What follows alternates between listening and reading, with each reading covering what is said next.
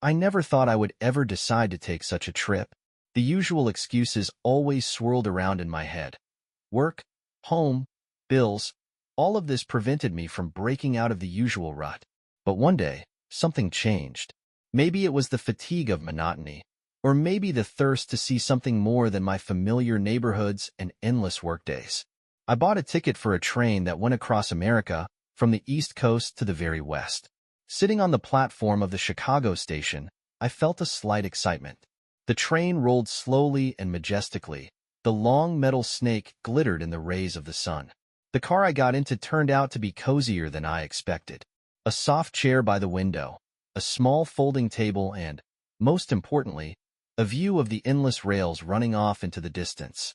For the first hours of the journey, I stared out the window without stopping. The noise of the wheels lulled me, but I kept myself in good shape. Outside the window, the outskirts of the city slowly floated by, old warehouses, abandoned factories with broken windows, and then fields overgrown with withered grass. Endless stripes of greenery and yellow spots of cornfields. Here and there, lonely farmhouses with red barns flashed by. It all seemed so simple and familiar, but at the same time new, as if I was looking at the world from a different angle. Soon I began to pay attention to the people around me. In the compartment across the aisle sat an elderly couple, a man with a lush gray mustache and his wife with knitting in her hands. They hardly spoke, but there was some barely perceptible harmony between them. The wife's gaze sometimes lingered on her husband, and he nodded slightly in response, as if answering an unspoken question. A little further on, a family with 2 children. Both boys were no older than 10 years old and ran around the car, frightening the other passengers with loud screams. The parents kept asking them to calm down, but the children did not listen.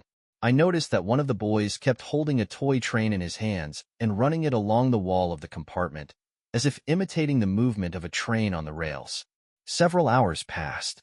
The sun rose higher, and the shadows from the trees outside the window became shorter.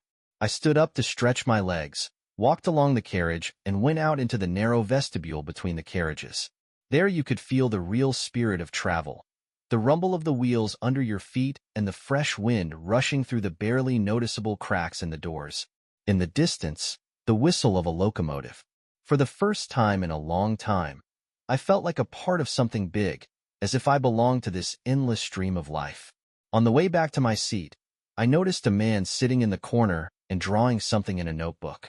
I remembered his face, a thick beard and dark, thoughtful eyes. He held the pencil confidently, drawing lines easily, as if the whole world around him had long been known and understood by him. My gaze lingered on his drawing. There was the same train we were riding in, but with some mystical touch. The wheels seemed huge, like those of old steam locomotives, and thick smoke was billowing above the roof of the cars, which in reality was not there. At lunchtime, I went to the dining car. White tablecloths on the tables. It smelled of freshly brewed coffee and something that resembled fried bacon. I got myself a sandwich and a mug of tea. At the next table sat a man of about 40 in a black windbreaker. On his lap lay a laptop. Some tables flickered on the screen. His serious look and headphones in his ears gave him away as a businessman. He ate his lunch without looking, chewing quickly, staring at the screen. Contrasts were everywhere. Some were traveling light, with a small backpack and a book. Others were carrying several suitcases and were clearly getting ready for a long journey. I watched these people and couldn't help but think about each of them. Who were they? Where were they going? What were they looking for on their way? Returning to my chair, I sat down by the window again. The landscape outside the glass began to change. Instead of fields and farms, there were low hills covered with thick trees. Oaks and maples sparkled with green leaves, under which narrow clearings flashed. I felt a slight excitement. The further we drove, the more the feeling of the unknown arose. The world outside the window was simultaneously familiar and alien. At one point the train slowed down at a small station. The platform was empty, only a soda machine and a couple of wooden benches. No one got on or off. The train stood for a minute and slowly moved on. But it was here that I first felt that very silence of the road. A special feeling when there is no one around, only nature and the hum of distant sounds. The evening rays of the sun painted everything around in warm golden tones. This light reflected from the windows of the cars, filling them with a soft glow. People began to doze. An elderly couple sat with their eyes closed, the old woman leaning on her husband's shoulder. A family with children finally quieted down. Both boys were sleeping, cuddled up to their mother. I sat, feeling how I was starting to feel sleepy too. And suddenly something woke me up. A light knocking. At first I did not pay attention, but the sound was repeated. It was a light, barely perceptible knock, as if someone was touching the glass from the inside. I looked around, but saw no one. Everyone was sitting in their seats. Some were sleeping, some were reading a book.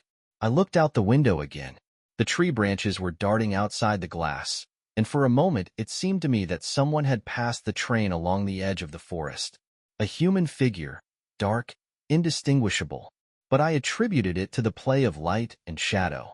The sun was slowly sinking below the horizon, and twilight was approaching. The world outside the window was becoming less and less distinct, like an old photograph that was gradually fading. The train wheels were humming, creating a measured rhythm, similar to a heartbeat. I leaned back in my chair and closed my eyes. Thoughts about the road and the people around me wandered through my head.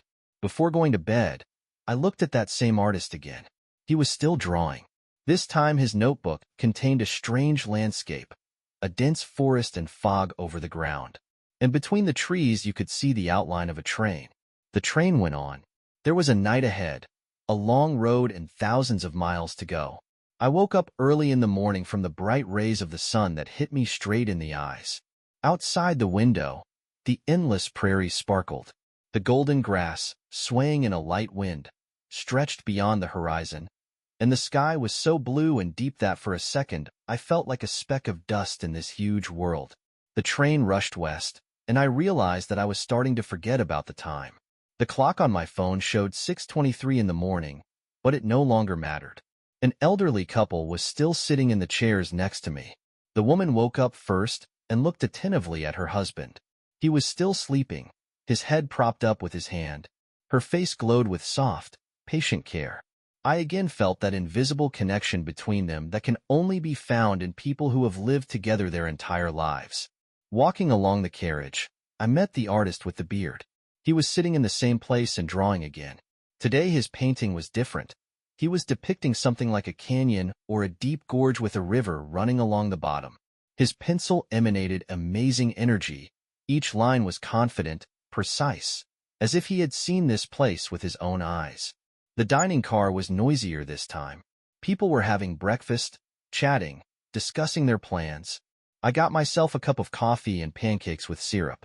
At the next table, a man in a cowboy hat was telling something to 3 fellow travelers. Judging by his gestures and wide smile, it was some kind of exciting story. He was slapping his knees, spreading his arms wide, as if trying to show the size of the fish he had caught. I couldn't hear the words, but I saw that the people at his table were laughing. At some point, the same man I had seen with the laptop approached my table. Now he had headphones around his neck, and he was holding a paper cup of coffee in his hand. He sat down at the next table and opened his laptop again. But this time I noticed something interesting. Photos of train routes and station maps were flashing across the screen. His fingers glided quickly across the touchpad, and there was something like excitement in his eyes. Maybe a railway fan or a blogger, I thought. Later, the train stopped in Lincoln, Nebraska. The platform was busy. People were getting out into the fresh air. Some were getting off with suitcases. Some were getting on the train. I decided to get off too. The station was simple but cozy. There were old lanterns, metal benches, and a few kiosks with drinks and snacks around. A light breeze brought the smell of freshly cut grass and the slightly sweet aroma of corn fields. Here, a woman with a huge bright orange backpack on her back got on the train. She immediately caught my attention. Short, dark hair, sunglasses on her forehead, and a firm, confident gait. She walked past me, but her gaze met mine for a moment. There was a mixture of fatigue and curiosity in her eyes. Her seat was next to the artist, and I noticed how she nodded to him in greeting. The artist looked up from his notebook and responded with a short nod. As the train pulled away, I returned to my seat. We rode along the Platte River, which meandered lazily through the fields. The glittering surface of the water reflected the sky, and sometimes it seemed as if the train was racing right along the blue path. More and more often we came across deer, standing cautiously at the edge of the forest.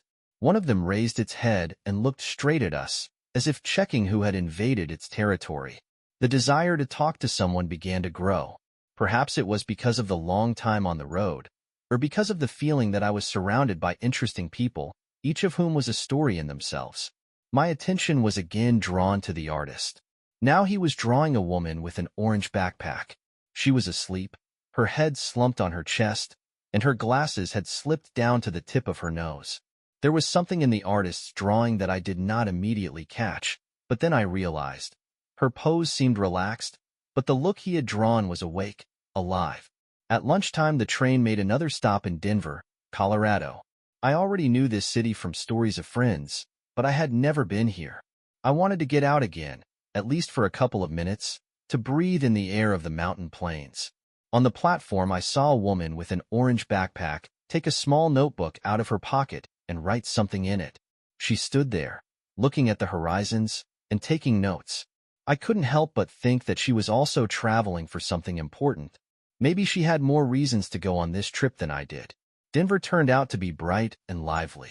The distant outlines of the Rocky Mountains were visible, their peaks sparkling with white snow. The air here was completely different, fresh, invigorating. I bought a bottle of water from the machine and returned to my seat. After Denver, the landscape outside the window became even more picturesque. Real mountains appeared. The pine-covered slopes seemed inaccessible, and the narrow paths disappeared among the steep cliffs. Several times the train passed through tunnels, and I noticed how the passengers involuntarily held their breath. In the darkness of the tunnel, everyone was alone with themselves. Only the rhythm of the wheels accompanied us in this silence. When the train came out into the light, everyone around froze at the sight. On the left, a grand panorama of a gorge with a seething river at the bottom opened up. The sun was shining straight into the windows, and everything was filled with a warm orange light. People got up from their seats, pressed themselves against the windows to take photos. But for some reason, I just wanted to look.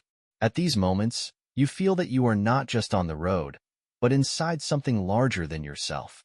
With the onset of evening, the carriage plunged into semi-darkness. People became quieter, tired from a long day. In the distance, the lights of small towns were visible. Small stations with names I couldn't even remember were rushing past us. The lights of cars speeding along the highway were burning on the horizon. I thought about my fellow travelers. Each of them had their own route, their own destination. But here, in the carriage, we were all just people on the road. Again, my gaze fell on the artist. His pencil continued to glide across the paper. This time he was drawing an evening landscape. Only in his version, birds were flying across the sky, although there were none outside the window. Night had fallen on the train again. In the distance, a red traffic light began to blink, signaling the approach of a station. There was another long stretch of the road ahead. People were sleeping. The carriage creaked and swayed. I leaned back in my seat again, feeling my eyes begin to stick together. Outside, there was only the roar of the night and the light of distant stars over the Colorado mountains. But somewhere inside me, a feeling arose that this trip would be more than just a trip from point A to point B. When I woke up in the morning, I immediately realized that the landscape outside the window had changed.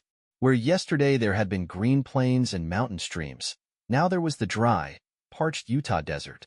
Rusty red rocks towered above the ground in bizarre shapes, as if they had been sculpted by hand. The endless wasteland seemed silent, but there was power in this silence. The air in the car was heavy, smelling of coffee and dust. The artist was silently moving his pencil across the paper. I glanced at his drawing. There was a bridge over a deep canyon, but for some reason there was a figure of a man standing on it. He had drawn it with an outstretched hand, as if the man were waving to the train. I felt a slight pang of anxiety. Later, the train stopped at a small station called Green River. It was a tiny dot on the map, a wooden canopy, a peeling sign, and a couple of people on the platform. One of them held a dog on a leash and looked at the train as if he was waiting for someone important. No one got on or off. The train started moving again. Rocky cliffs and desert plains enveloped us on all sides again. Lonely cacti and rare bushes flew past. Somewhere in the distance, an old gas station, a dilapidated canopy, and a couple of broken-down cars were visible. The view was like something out of a Wild West movie. There were few people in the observatory car, mostly travelers who preferred to look at the scenery. There were large panoramic windows through which you could see all the beauty of the surroundings.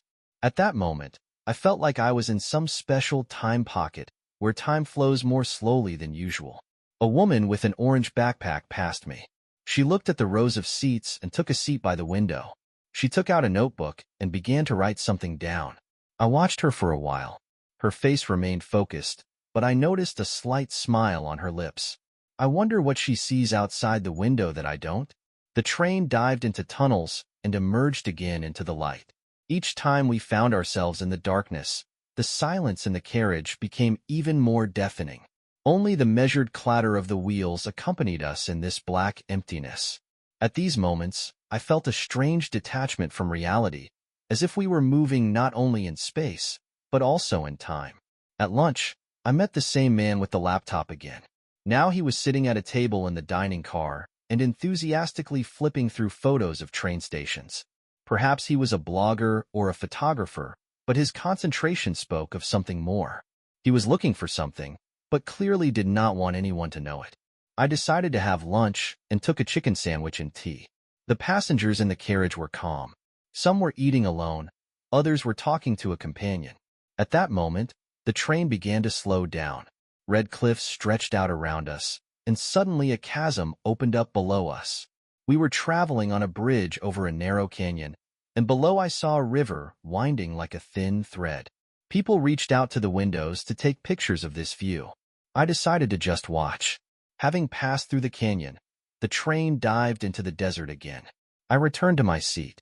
Everything was calm until I noticed something strange.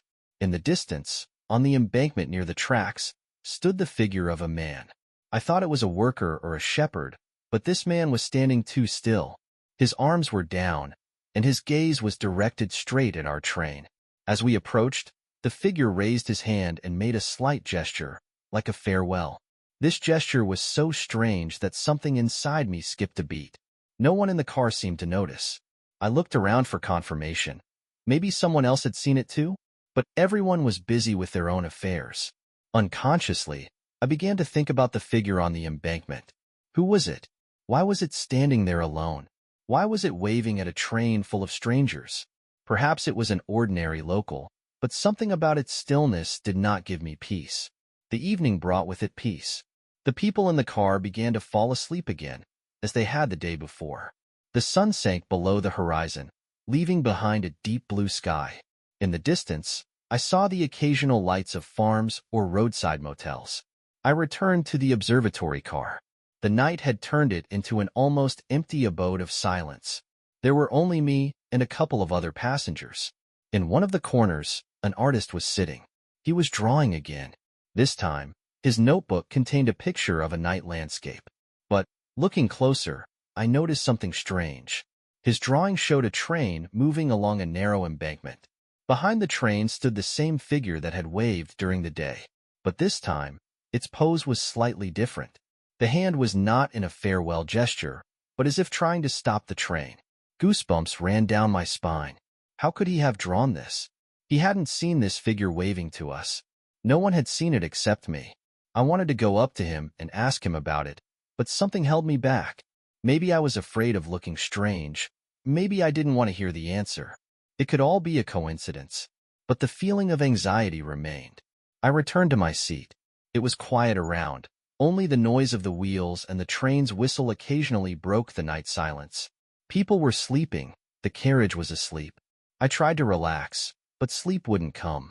The lights of distant farms flickered outside. At some point, I caught myself waiting for that figure to appear again, waiting for it as if it were inevitable. The night passed restlessly. Several times I woke up from the feeling that the train had stopped, but it was a deception. The wheels were knocking smoothly. The train continued moving. The woman with the orange backpack was also not sleeping. She was sitting by the window and looking at the darkness outside the glass, as if waiting for something.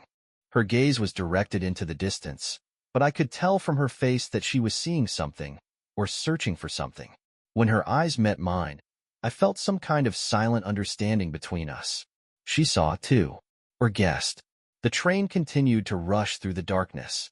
Behind us were nameless stations and deserted roads. Ahead was the state of Nevada and thousands of miles of travel. But I already knew that along this road there would be moments that I could not explain. This night was one of those. Morning came. We were approaching Reno, Nevada. The train moved slowly. Ahead, I could see the outlines of the city, houses, illuminated signs. The car came to life. People were packing, checking their suitcases. Children were jumping with anticipation. The train stopped. People began to get off. The platform was full of passengers. The arrival announcements were humming, and the entire station smelled of fresh coffee. I walked along the platform and looked around. A familiar silhouette flashed through the crowd, a woman with an orange backpack. She stood a little further away and looked at me. Her face remained serious, but her gaze was attentive. She nodded to me, and I nodded back. At that moment, the train gave the signal to depart. I climbed back on board and found my seat. Everything was going as usual. People were returning to their business. I rode the rest of the day lost in my thoughts, and sometimes I just dozed. The carriage was filled with warm evening light. The wheels clattered in rhythm, lulling the passengers. In the distance, the lights of the highway began to blink, along which the headlights of cars slowly crawled. I leaned back and closed my eyes. Ahead was another day of travel in San Francisco, but somewhere inside I knew. This trip will never be forgotten. Something on this path remained with me. The figure on the embankment, the artist with a notebook, the woman with the orange backpack, and that farewell nod. There was still a long way ahead, which I might tell you about later.